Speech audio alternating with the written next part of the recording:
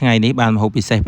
មានពោះគោទឹកប្រហុកទង់អបតយងចេកដាក់ទឹកដោះគោស្រស់ថ្មីឡាបសាច់ជ្រូកដាក់អង្ករលីងមានលក់ខ្ចីហើយទឹកដូងថ្មីហ្នឹងស្រស់ផ្អែមពិសាបន្ទាប់ពីថ្ងៃប្រជុំបិណ្ឌបានបញ្ចប់នឹងយន់គាត់បានហៅបងប្អូនទាំងអស់ហ្នឹងទៅលេងនៅផ្ទះគាត់បងប្អូនកូនចៅដែលមកលេងភាគច្រើនមកតែផ្ទះម៉ែឪទេតែនៅឆ្ងាយពីផ្ទះគាត់អញ្ចឹងក៏គាត់ហៅទៅលេងផ្ទះគាត់ម្ដងហើយផ្ទះរបស់គាត់ហ្នឹងគឺនៅខាងភូមិភ្នំកុយហើយភ្នំដែលឃើញហ្នឹងគឺភ្នំកុយនឹងឯងផ្ទះគាត់គឺនៅជិតហ្នឹងអញ្ចឹងគឺភ្នំកុយហ្នឹងគឺតំណាងឲ្យឈ្មោះភូមិគាត់ទាំងមូលនឹងហើយរដូវកាលបុណ្យភ្ជុំទៅបានបញ្ចប់ទៅថ្មីអញ្ចឹងចាហើយភ្ជុំមិនទាន់អស់ទេគឺនៅសល់សំឆ្អើបានខ្លះអញ្ចឹងភាគច្រើនបងប្អូនដែលនៅតាមខេត្តហ្នឹងដឹងតែមានសំឆ្អើហើយបន្ទាប់ពីភ្ជុំហើយគ្រាន់តែពួកយើងមកដល់ផ្ទះគាត់ភ្លាមគាត់ស្ទុះទៅកាប់ដូងពីរធ្លាយកមកទទួលប្អូនក្មួយ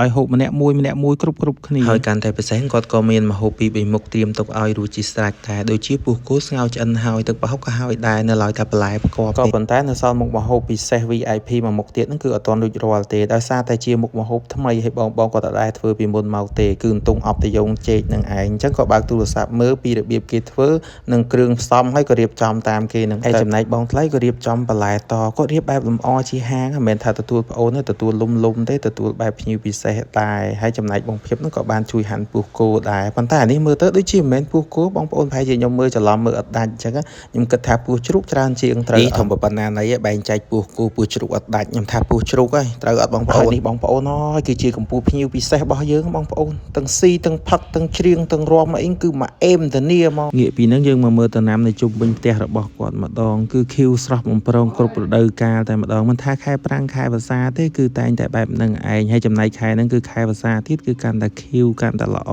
បន្ថែមទៀតហើយគ្រាន់តែមើលទៅគឺស្រស់ស្រាយមែនតែនខ្យល់បក់ទៅស៊ីដោយសារតែតំបន់គាត់ជាតំបន់ភ្នំណាមួយផ្ទះផ្ទុកគាត់ហ្នឹងក៏មានបន្លាយទឹកឲ្យស្រះធំដែរអញ្ចឹងគាត់អាចធ្វើស្រែដាំដំណាំអីគឺបានគ្រប់រដូវកាលតែម្ដងហើយដំណាំដែលសម្បូរជាងគេដូចឯឃើញហ្នឹងគឺដូងនឹងឯងនិយាយថាពីសម្បូរតែម្ដងដូចរដូវផ្ការីកអញ្ចឹងគ្រាន់តែផ្លែដូងទាំងធ្លាយធ្លាក់ចេញពីគ្រប់ដើមមកគឺផ្លែច្រើនខ្លាំងមែនតែនឆ្នាំហ្នឹងប៉ុន្តែដូងរបស់គាត់ហ្នឹង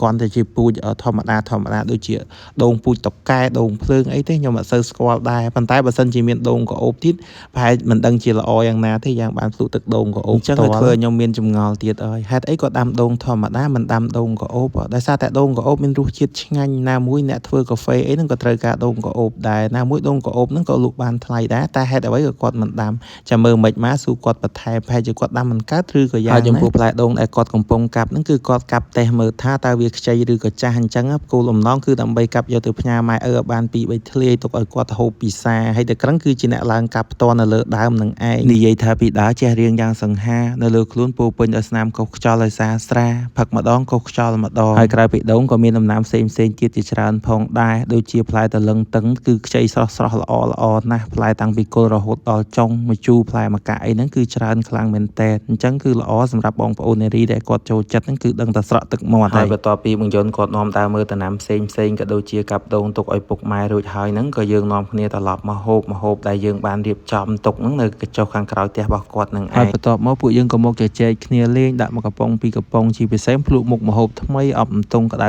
ដាក់មកអមឈ្ងុយនិយាយពីថារសជាតិអេមប្លែកតែម្ដងខ្ញុំធ្លាប់តែហូបឆាក្តៅអន្ទង់ធម្មតាដល់ពេលយកមកអប់អញ្ចឹងរសជាតិឆ្ងាញ់ប្លែកមែនតើអញ្ចឹងសរុបមកយើងឃើញថាការទៅលេងក្រុមគ្រួសារឪពុកម្ដាយបងប្អូនហ្នឹងគឺធ្វើឲ្យយើងមានភាពស្និទ្ធស្នាលទទួលស្គាល់ថាម្នាក់មានកាតព្វកិច្ចមានបន្ទុកទទួលខុសត្រូវរៀងខ្លួនមានគ្រួសារផ្សេងអញ្ចឹងប៉ុន្តែបើសិនជាអាចឆ្លៀតបានក៏គួរតែទៅលេងគ្នាម្ដងម្កាលទៅកុំឲ្យតែមានអារម្មណ៍ថាពេលដែលមានការទុក្ខធុរៈអីហ្នឹងបានមករកបងប្អូននៅពេលទនេពេលសុខសាន្តសប្បាយហ្នឹងគឺអត់មករកគ្នាទេអញ្ចឹងវាមានអារម្មណ៍ថាឆ្ងាយជាងដូចអ្នកដទៃអញ្ចឹងវីដេអូក៏បានមកដល់ទីបញ្ចប់ដែរអរគុណបងប្អូនទាំងអស់គ្នាសម្រាប់ការទស្សនាពីដើមរហូតដល់ចប់ជួបគ្នានៅពេលក្រោយទៀតអរគុណជម្រាបលាបាយ See you next time bye